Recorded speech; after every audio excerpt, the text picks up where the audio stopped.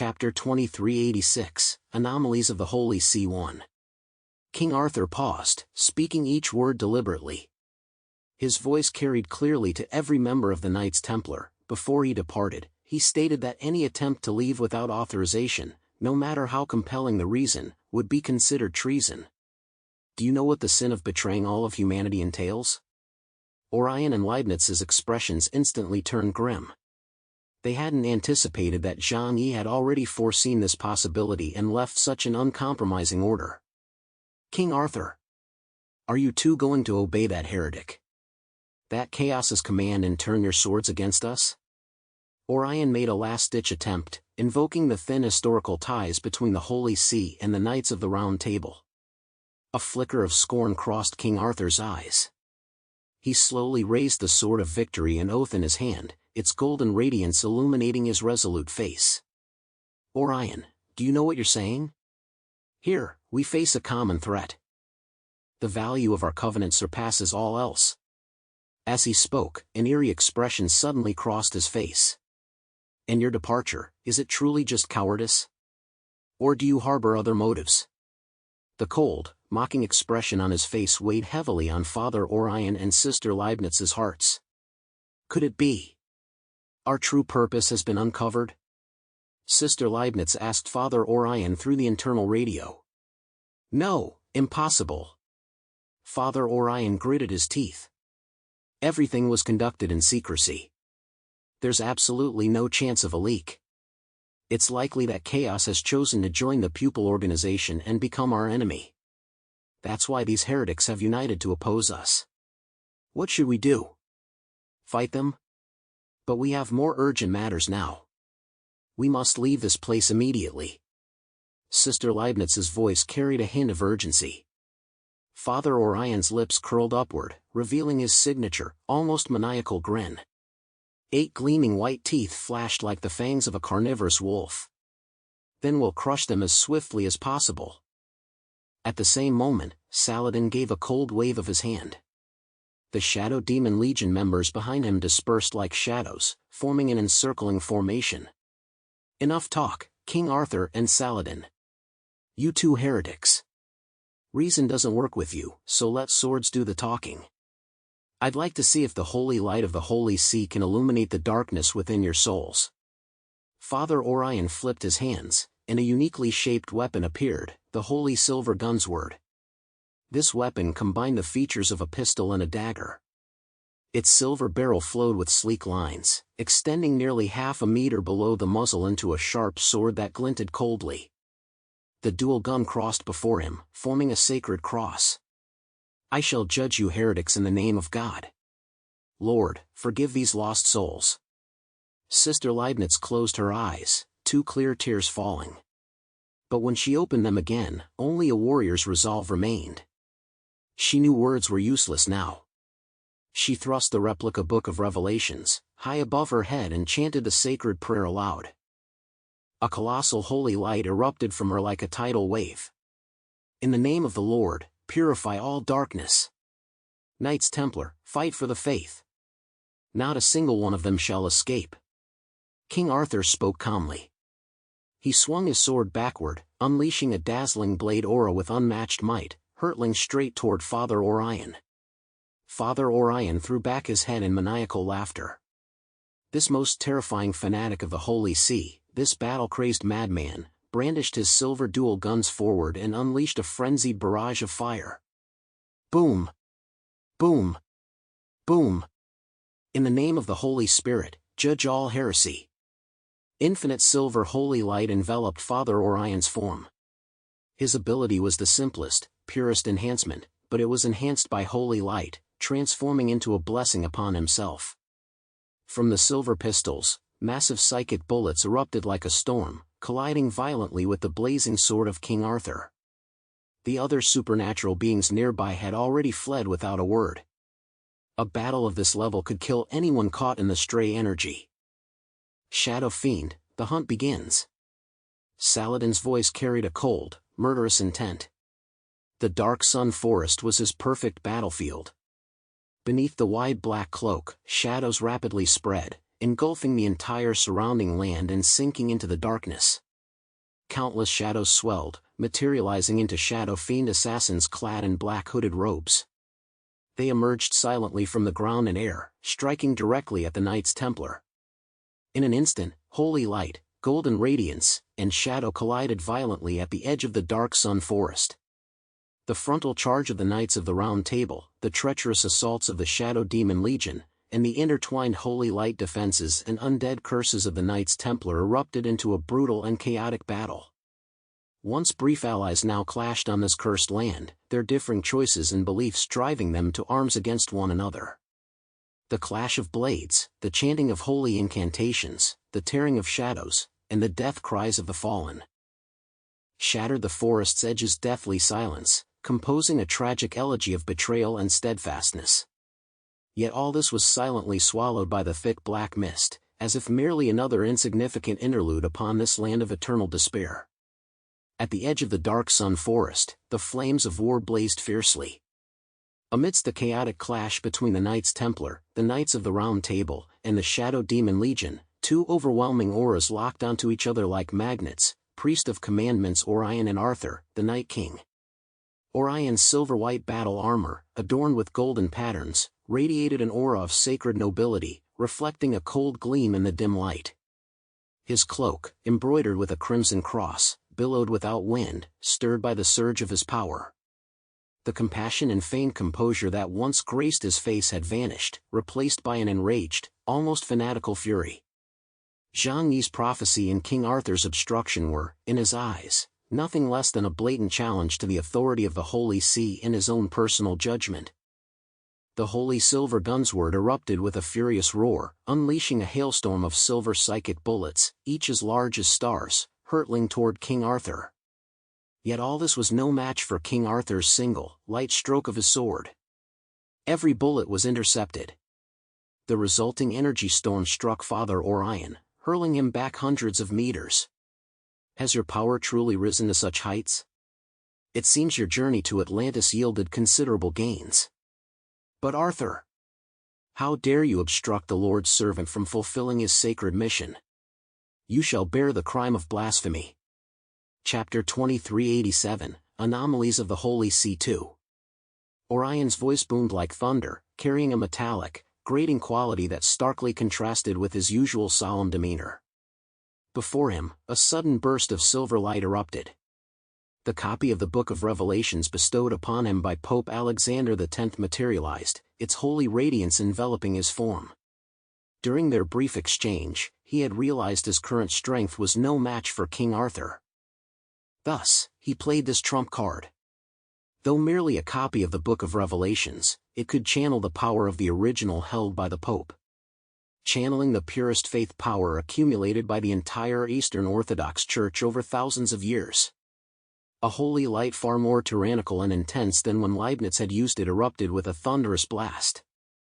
In the name of the Holy Spirit. He roared lowly, his ability index surging wildly with his fury, finally stabilizing at 42,000 points. The colossal holy light was no gentle shelter, but rather a burning white flame that coiled around him, carrying an absolute exclusivity that screamed, "Prosper with me, perish against me." His eyes transformed into pure, blinding white, filled with unquestionable authority and a hint of latent savagery. "Heretic, face your judgment." Orion roared, raising his rifle and firing. Bang! Bang! Bang! These were supernatural bullets infused with raging holy light. Each bullet leaving the barrel trailed a dazzling white trail, like miniature meteors. Not only were they astonishingly fast, but they also possessed multiple properties: piercing, purifying, and even explosive, instantly saturating the area where King Arthur stood. Facing the howling barrage of holy bullets, King Arthur chose not to confront them head-on. Instead, his feet shifted in a blur, his form darting through the gaps in the hail like a phantom.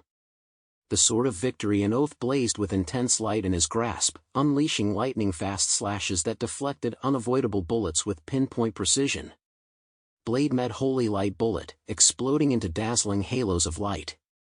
"Father Orion, is your faith so unquestionable that you would raise the sword against your own allies?" King Arthur's voice retained its aristocratic composure, yet the disappointment and sharpness within were unmistakable. "Shut your mouth. Heretics have no right to speak of faith." Orion's explosive temper flared in that instant. Seeing his ranged suppression fail to yield immediate results, he charged directly. His massive frame surged forward with surprising speed. With his holy silver gunsword thrust forward, he became a silver bolt of lightning, driving straight for King Arthur's chest. The blade at the gun's tip tore through the air, emitting a piercing shriek. "Stubborn." King Arthur's gaze sharpened, knowing words were futile. He drew a deep breath, and the aura surrounding him abruptly transformed. A vast, majestic domain, as if bearing the collective will of all Britannia's people, expanded outward from him like a colossal field, King's domain. This domain wasn't a direct energy assault, yet it carried unparalleled mental oppression and rule suppression. This was King Arthur's most formidable ability, using the majesty of a king to indiscriminately weaken all enemies' capabilities, forming a field suppression. Trapped within the king's domain, Orion realized with horror that the holy flames burning around him seemed suppressed by an invisible force, growing sluggish. Even the flow of energy within his body was affected. This was a suppression at the level of divine authority, a challenge of royal power against divine power. Humph! A false king's domain can never suppress the holy radiance of a true god. Orion roared, forcibly channeling the holy light to counter the domain's suppression. His charging momentum not only held steady but intensified. He raced forward at breakneck speed, his dual gun unleashing a torrent of holy silver bullet like a hailstorm. Each projectile transformed into a colossal star, filling the vast expanse of sky ahead. Upon the immense battlefield, only the two of them remained. The storm unleashed by their clashing energies alone was sufficient to obliterate everything. King Arthur's sword light swept across like a galaxy. When the two distinct forces collided, an earth-shattering explosion erupted. The power of a black bishop rank, though far below Zhang Yi's current level, was already considered near elite on Earth. Whoosh! Father Orion, the priest of commandments, charged forward wielding dual guns. He had chosen to close the distance to King Arthur, opting for hand-to-hand combat. The holy silver gun sword was a weapon versatile for both melee and ranged combat. His imposing, muscular physique revealed a passion not only for tearing enemies apart with his guns but equally for slicing them into fragments with his blade at close quarters. As two black bishop-level mutates closed in, Father Orion snarled, clenching his silver-white teeth. His muscles bulged as the silver radiance of the holy light enveloped him, the purest, most violent form of divine empowerment. He raised his right arm with all his might, the holy silver gunsword aimed squarely at King Arthur's head, and brought it crashing down. Clang! The blade of the holy silver gunsword collided violently with the edge of the sword of the victory oath. A deafening roar erupted, accompanied by a visible shockwave that radiated outward in a ring, sending the chaotic crowd thousands of meters away flying. Orion's fighting style was savage. If a strike missed, his gunsword instantly shifted tactics.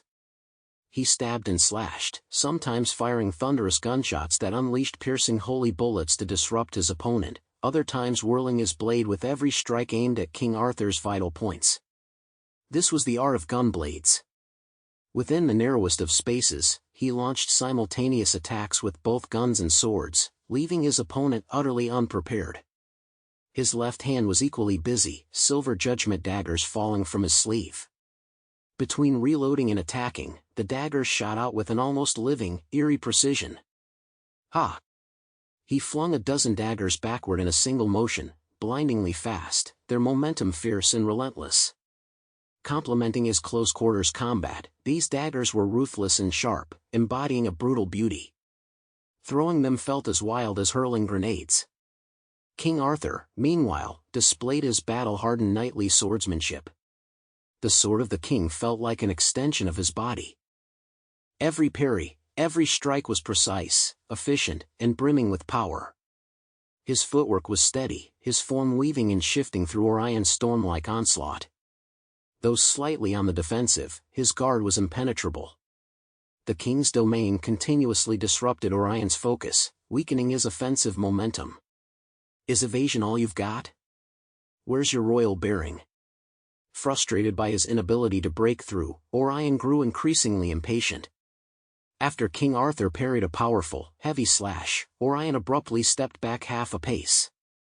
The holy silver gun sword shifted to his left hand, maintaining a barrage of fire to suppress his opponent.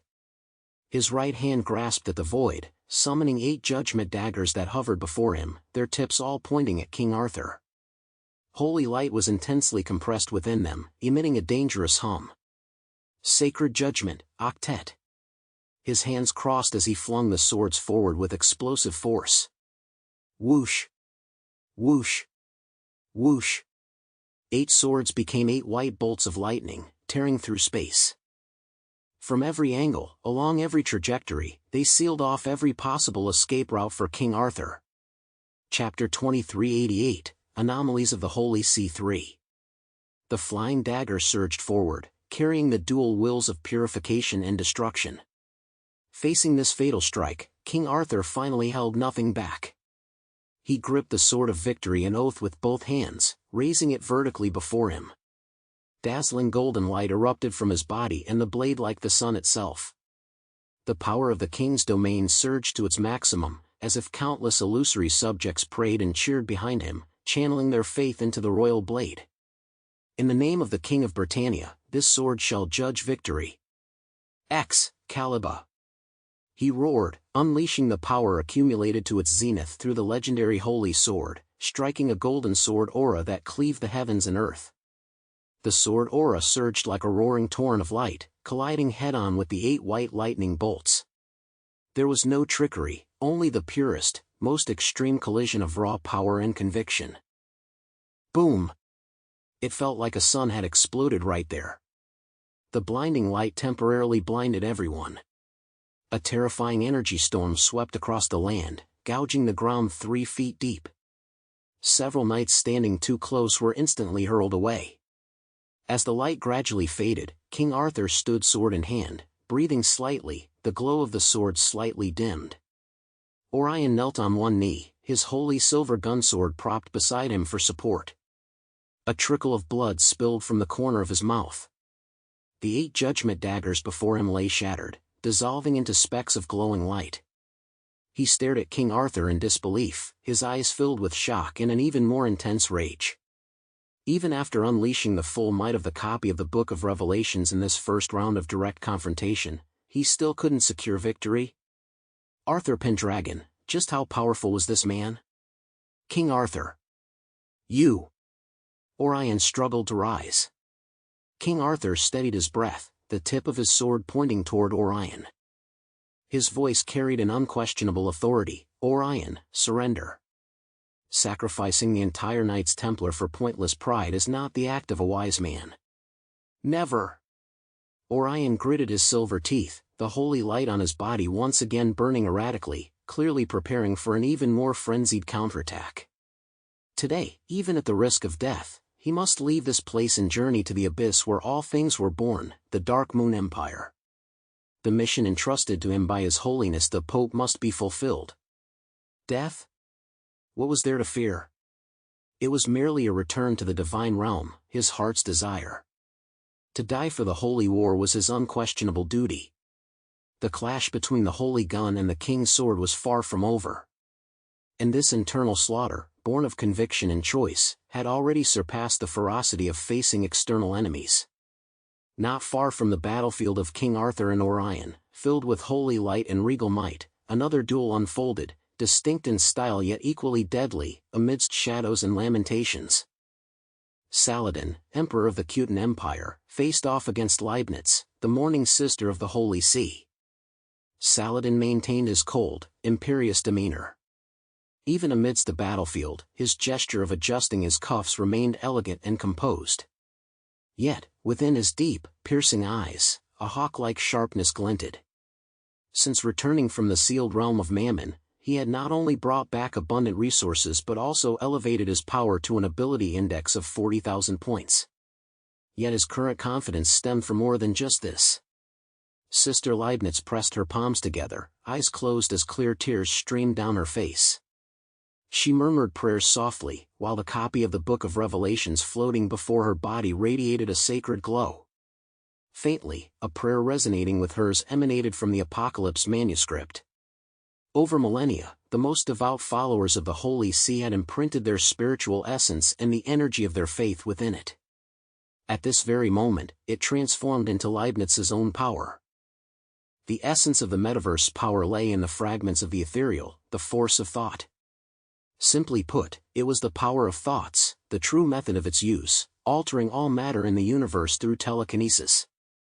Battle, the act of destroying enemies, was merely its most base application. Sister Leibniz disliked combat, yet for the Holy See's millennial grand design, she had no choice but to fight. This thought weighed her sorrow even heavier, her tears flowing from genuine heartache. Her aura surged in waves, spreading an unsettling doom like a plague across the surroundings. A relic of the Holy See? Merely a copy of the Book of Revelations, nothing to be feared. In terms of the power of faith, have the followers of our assassin sect ever been inferior to the Holy See? Saladin remained remarkably calm. Both monotheistic faiths, the assassin sect and the Holy See, shared a common origin, the primordial Messiah sect. Thus, they understood the Holy See intimately. In terms of follower numbers, both the assassins and the Brahma sect could easily rival the Holy See. Master, let us begin. Saladin turned to address the elders standing behind him.